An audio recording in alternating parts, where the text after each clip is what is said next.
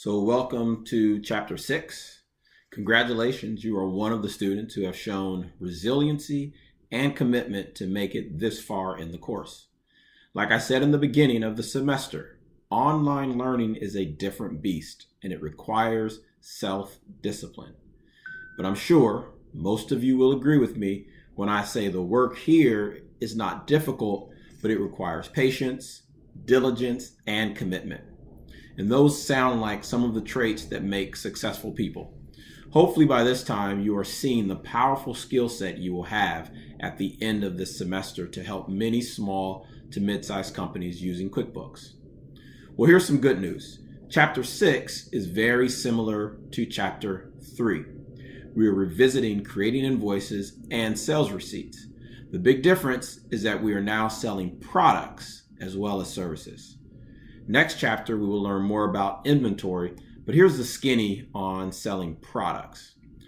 1, you are selling inventory. So for every sale, there will be 2 journal entries. 1 journal entry to record the sale and the receivable or cash, depending on how the sale was executed. And the other journal entry will be to reduce the inventory on hand and increase an expense. This expense is called cost of goods sold. And it represents, well, the cost of the goods or the inventory that was sold. Another difference between selling products and selling services is that product sales are subject to sales tax. So sales tax are determined by the specific state and local agency. For example, Livermore, Dublin, and Pleasanton have a sales tax of 9.25%, while Tracy has a sales tax rate of 8.25%. These percentages are added to the price of the product. For example, if you purchased a $1,000 living room set, the store would charge you an additional $92.50 if you purchased from a store in Livermore, Dublin, or Pleasanton, or an additional $82.50 if you purchased from a store in Tracy. Quick sidebar, if you're making a significant purchase, consider buying from Tracy and not Livermore, Dublin, or Pleasanton and save yourself 1%. But I digress. This additional $82.50 is not revenue for the company making the sale. This additional money is recorded as an increase to cash or accounts receivable, but it's also recorded as an increase to a liability. Eventually, the company that's making the sale needs to remit or pay that $82.50 to the state and local government. Now, this chapter does not get into this detail, but I will. Sales less cost of goods sold equals gross margin or gross profit. This is an extremely important number on the income statement, arguably the second most important number after revenue, because revenue tells the user of the financial statements, are you good at doing what you do?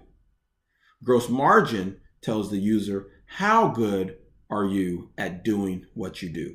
In other words, are you able to sell products and services at a price greater than what it costs you to acquire those products or services? Chapter 6 is also going to introduce us to a concept of a delayed charge. Now, let me be clear. This is a QuickBooks term, and I have not heard of this term before. What I have heard of is sales order. So a delayed charge or sales order is when the customer calls up and makes an order. The company wants to record this order for at least 2 reasons. 1, they want to make sure that they have enough inventory on hand, or if it's a service, personnel available to provide that service on the day that the sale will eventually be transacted. Another reason for sales orders or a delayed charge is to ease the burden of recording the invoice, because the delayed charge can be easily converted into an invoice that, as you will see when you go through this chapter. And I just thought of a third reason. A delayed charge or sales order can also help the company project future revenues, assuming that sales order is made 30 days or more in advance. I'm pretty sure there are more reasons for sales orders, but I'll stop for now. Well, that is a quick overview of Chapter 6. Of course, if you have any questions, please post them in the Chapter 6 Ask a Question. I look forward to hearing from someone. Have a great week.